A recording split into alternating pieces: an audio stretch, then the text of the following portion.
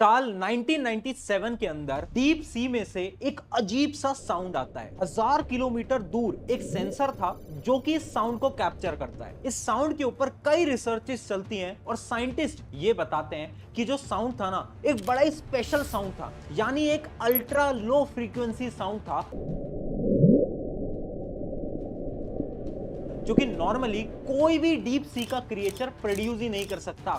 यानी उस समय तक जितने भी डीप सी क्रिएचर के बारे में हम जानते थे, उनमें से कोई भी डीप सी क्रिएचर उस साउंड को जनरेट ही नहीं कर सकता था। तो सवाल ये उठता है कि आखिर वो साउंड डीप सी से आया कहां से? क्या डीप सी के अंदर कुछ ऐसे बड़े ऑर्गेनिजम्स हैं जिनके बारे में हमें बिल्कुल नहीं पता? कुछ ऐसे ऑर्गेनिजम्स जो कि ह्यूमन के साइज से 100 गुना बड़े हैं। कुछ ऐसे ऑर्गेनिजम्स जो कि कुछ डिफरेंट टाइप के साउंड्स को प्रोड्यूस कर सकते हैं। शायद कुछ ऐसा ही हुआ था ओशन गेट नाम की कंपनी के साथ, जो कि सबमरीन की मदद से टूरिस्ट लोगों को डीप सी के अंदर ले जाती है, बहुत गहराई तक ले जाती है। और टाइटैनिक जो कि एक बहुत बड़ा जहाज था, उस जहाज के टुकड़ों को डीप सी के अंदर ले जाकर दिखाती है। अब सब कुछ सही चल रहा था, लेकिन एक दिन 2023 के अंदर कुछ लोग उस सबमरीन से अंदर जाते तो हैं, लेकिन 1.5 घंटे बाद सिग्नल लॉस्ट हो जाता है। कुछ पता नहीं चलता कि आखिर वो सबमरीन गई कहां पर। कुछ दिन की रिसर्च के बाद यह पता चलता है कि वो सबमरीन एक्सप्लोड हो चुकी है। उसके टुकड़े डीप सी के अंदर मिलते हैं। अब सवाल ये आता है कि आखिर डीप सी के अंदर ऐसा क्या है कि इतनी हाई टेक्नोलॉजी की सबमरीन भी उसके अंदर सरवाइव नहीं कर पाई, या फिर यह काम था किसी ऐसे ऑर्गेनिज्म का जिसके बारे में किसी को पता ही नहीं है। तो चलिए आज समझते हैं इन्हीं सब मिस्ट्रीज को साइंस की मदद से।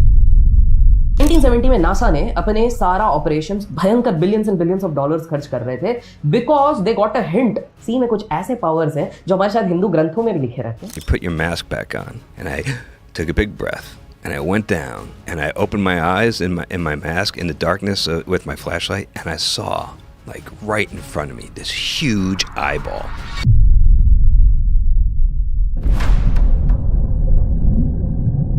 तो हाय एवरीवन, मेरा नाम है प्रशांत। अगर आप गूगल मैप को ओपन करोगे और साउथ अटलांटिक ओशन की तरफ जाओगे तो वहां पर आपको दिखेगा एक अजीब सा दिखने वाला कोई ऑर्गेनिज्म जो कि एक सी मॉन्स्टर की तरह दिखाई दे रही है। अब कुछ लोग बोलते हैं कि जो सी मॉन्स्टर है ना, इसका नाम है लेविएथन।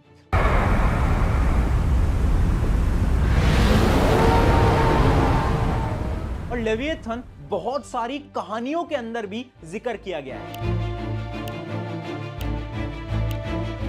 यानी एक ऐसा एशियंट सी मॉन्स्टर है जो कि सी के अंदर कई हजारों साल से छुप के रह रहा है। अब ये बहुत सारी कहानियां हैं, लेकिन क्या पता है सच भी हो, क्योंकि आज तक केवल 5% डीप सी को एक्सप्लोर किया गया है। 95% डीप सी तो अभी तक एक्सप्लोर भी नहीं की गई है। यानी इतनी एडवांस टेक्नोलॉजी के बाद भी आखिर क्यों हम डीप सी को एक्सप्लोर नहीं कर पाते? और डीप सी के अंदर इतने अजीब अजीब से क्रिएचर्स हैं ना, जिनको अगर आप देखोगे तो आपको डर लग जाएगा। और शायद ऐसा ही कुछ हुआ था फरवरी 2025 में मैक्सिको के अंदर।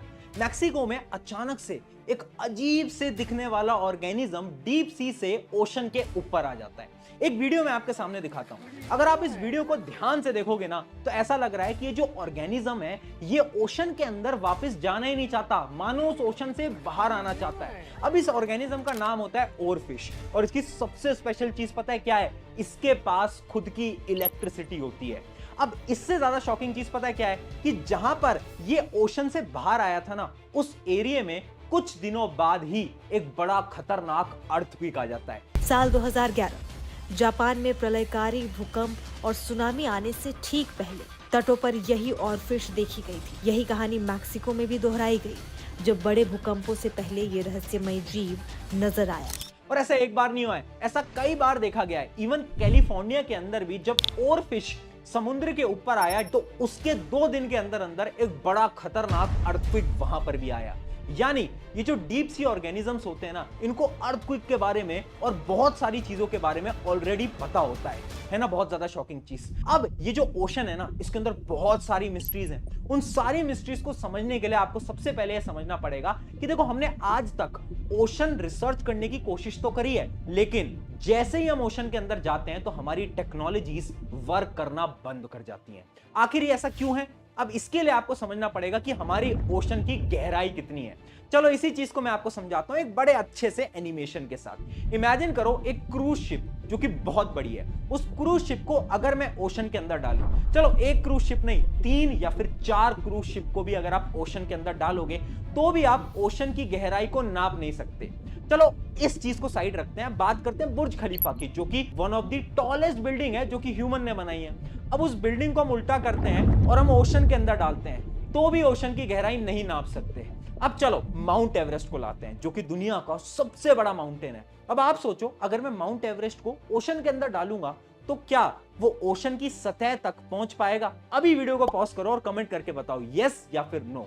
सबने कमेंट कर दिया होगा। अब रियलिटी ये है कि माउंट एवरेस्ट तो छोड़ो, अगर माउंट एवरेस्ट के ऊपर आप बुर्ज खलीफा को भी रख दोगे और उसे ओशन के अंदर डालोगे तब भी आप ओशन की गहराई को नहीं नाप सकते। यानी ये ओशन हमारी सोच से भी ज्यादा गहरा है और इसके अंदर बहुत डिफरेंट टाइप के क्रिएचर्स भी एग्जिस्ट करते हैं। उन सारे क्रिएचर्स को समझने के लिए हमें ओशन को और डिटेल में पढ़ना पड़ेगा। देखो ओशन जो है वो 5 जोन्स के अंदर डिवाइडेड है। जैसे कि सबसे पहला होता है द सनलाइट जोन। अब ये जो जोन है ये 0 से लेकर 200 मीटर के बीच में होता है। अब इस जोन के अंदर सनलाइट होती है जिसकी वजह से यहाँ पर एक्वेटिक प्लांट्स भी होते हैं, बहुत सारी फिशेस भी होती हैं जैसे कि शार्क और भी कई सारी फिशेस। अब जो डीप सी ऑर्गेनिज्म होते हैं ना वो रात को इस पोर्शन में आते हैं और ये जो छोटी छोटी फिशेस होते हैं इनको खाते हैं और वापस से दिन में डीप सी के अंदर चले जाते हैं। तो ये था जोन नंबर 1। अब बात करते हैं जोन नंबर 2 की, द ट्विलाइट जोन। इसकी गहराई है 200 मीटर से 1000 मीटर तक। अब ये वाला जो पोर्शन है ना यहाँ पर सनलाइट ऑलमोस्ट खत्म होने लगती है। इस वजह से यहाँ पर प्लांट्स भी नहीं होते और यहाँ के ऑर्गेनिजम्स के पास खुद की लाइट होती है। जैसे कि इसका एक एग्जांपल है ओरफिश। अब ये देखो इतनी गहराई में होते हैं ना कि कभी भी कोई भी घटना होने वाली होती है जैसे कि अर्थक्वेक, तो इन ऑर्गेनिजम्स को ऑलरेडी पता चल जाता है और इसी वजह से जब भी अर्थक्वेक आने वाला होता है ओरफिश ऑलरेडी सतह से ऊपर आ जाता है ताकि वो उस अर्थक्वेक से सरवाइव कर पाए। अभी इस जोन के अंदर के कुछ और इंटरेस्टिंग ऑर्गेनिज्म से मैं आपको मिलवाता हूं, जैसे कि स्पर्म व्हेल। ये एक ऐसी व्हेल है जिसका वेट होता है 50,000 किलो, बहुत ज्यादा वेट है। इसके अलावा इसका लार्जेस्ट ब्रेन है, यानी अगर आप पूरी दुनिया में देखो सबसे बड़ा दिमाग किसका है तो यही व्हेल है जिसका सबसे बड़ा दिमाग होता है। इसके अलावा एक और ऑर्गेनिज्म बताता हूं, कोलोसल स्क्विड। इसका जो वेट है ना वो एक कार के वेट के बराबर होता है और सबसे इंटरेस्टिंग चीज है ना कि इसकी जो आंखें हैं वो वर्ल्ड के सबसे बड़े आंखें हैं। इसकी जो आंखें होती है ना वो डिनर प्लेट की तरह होती हैं और देखकर आप पक्का डरने वाले हो। अब बात करते हैं अगले ऑर्गेनिज्म के बारे में, सिफोनोफोर्स। अभी जो सिफोनोफोर्स है ना ये होता तो बहुत छोटा है लेकिन ये कॉलोनीज के अंदर रहता है, यानी अपने जैसे बहुत सारे ऑर्गेनिज्म से जुड़ता जाता है और एक रिबन की तरह शेप ले लेता है और इसका जो साइज होता है वो होता है 2 या फिर 3 ब्लू व्हेल से भी बड़ा। अब बात करते हैं अगले जोन की, द मिडनाइट जोन। अब ये जोन स्टार्ट होता है 1000 मीटर से 4000 मीटर के बीच का। यहाँ पर देखो सनलाइट तो ऑलमोस्ट नहीं, पूरी तरीके से खत्म हो चुकी है। अब यहाँ पर एनर्जी भी बहुत कम है जिस वजह से जो ऑर्गेनिजम्स होते हैं ना वो बड़ा धीरे धीरे मूव करते हैं। यहाँ पर जो प्रेशर महसूस होता है वो ऊपर के कंपैरिजन में 380 टाइम्स ज्यादा होता है। यानी ऐसा प्रेशर है ना जिससे कि ह्यूमन बोन्स पूरी तरीके से क्रश हो सकती हैं। उसके अलावा ये वही जोन है जहां पर वो जो टाइटैनिक बड़ी सी जहाज था ना उसके टुकड़े आज भी प्रेजेंट हैं। इस जोन के कुछ ऑर्गेनिज्म से मैं आपको मिलाता हूं। एक फिश का नाम है एंगलर फिश। इसकी सबसे स्पेशल चीज क्या है, इसका जो हेड है ना वो बहुत ज्यादा ग्लो करता है, यानी ग्लोइंग हेड होता है इसके पास। उसके अलावा जो मेल फिशेस होती हैं वो फीमेल फिशेस के अंदर रहती हैं, इवन इनकी डेथ भी फीमेल फिशेस के अंदर ही होती है।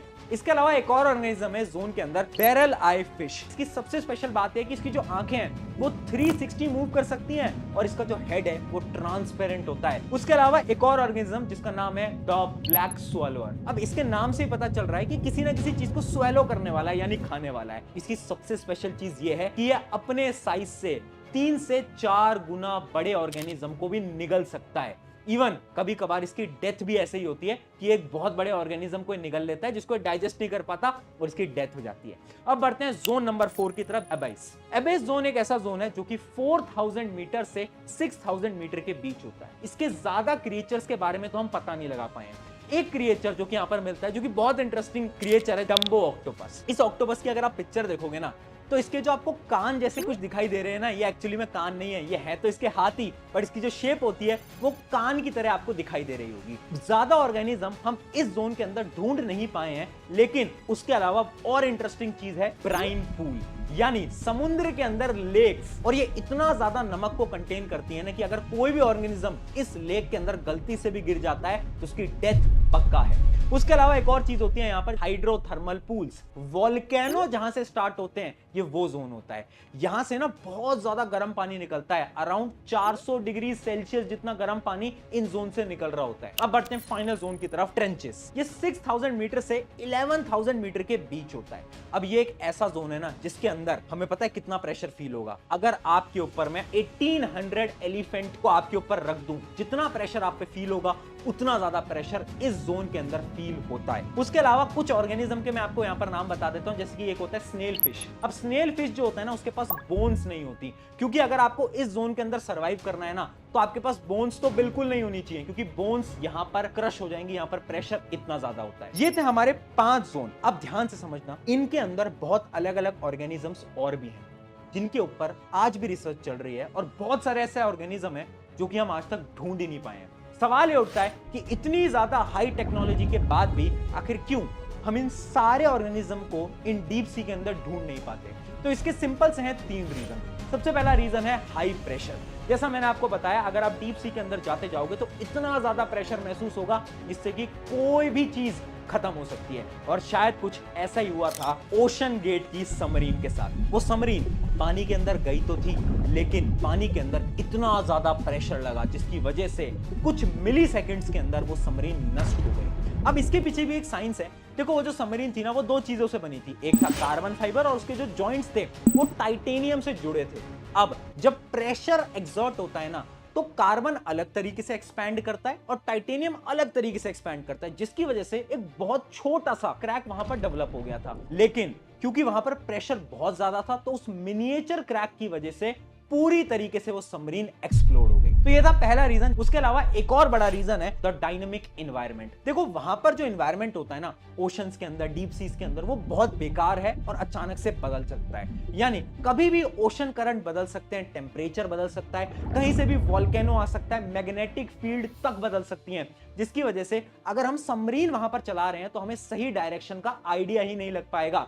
और थर्ड और सबसे बड़ा रीजन, डीप सी क्रिएचर। आज भी साइंटिस्ट ऐसा मानते हैं कि कुछ खतरनाक क्रिएचर आज भी हमारे ओशन के अंदर हैं जिनके बारे में हम जानते नहीं। और ये बात इसलिए भी सच हो सकती है ना क्योंकि जो ह्यूमंस बने हैं ना वो ओशन से ही बने हैं, यानी जो पूरी लाइफ बनी है ना ये ओशन से ही बनी है। इसकी भी एक सिंपल सी साइंस है। देखो, जब पृथ्वी डेवलप हो रही थी ना तो उस टाइम पर कुछ भी नहीं था, पृथ्वी का एनवायरनमेंट बहुत ज्यादा बेकार था। फिर कई सालों तक बारिश हुई, रेन हुई, जिसकी वजह से ओशंस बने, सीज बनी।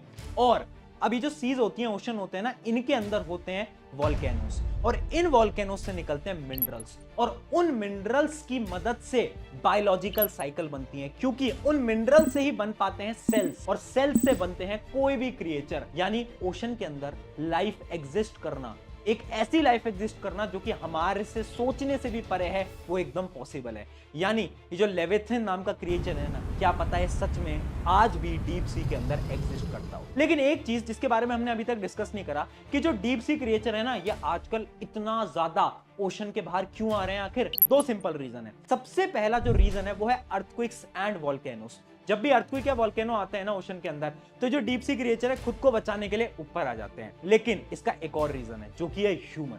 आज के समय पर हमने इतना ज्यादा पोल्यूशन कर दिया है ना कि जो ओशन के वाटर के अंदर ऑक्सीजन है ना उसका अमाउंट बहुत कम हो गया है। उसके अलावा हम डीप सी माइनिंग भी करते हैं, इसके साउंड और वाइब्रेशन की वजह से इन डीप सी क्रिएचर्स को बहुत ज्यादा हार्म होता है। और अब एक चीज हमें समझनी पड़ेगी कि अगर डीप सी क्रिएचर्स कम होते जाएंगे ना तो अल्टीमेटली ह्यूमंस को भी इसी पृथ्वी पे रहना है, और अगर डीप सी क्रिएचर खत्म होंगे तो शायद ये पृथ्वी भी खत्म हो सकती है। आपका क्या मानना है इसके ऊपर कमेंट में मुझे जरूर बताना। शुक्रिया एवरीवन, मेरा नाम है प्रशांत। अगर वीडियो अच्छी लगी है अपने एक दोस्त के साथ जरूर शेयर करना।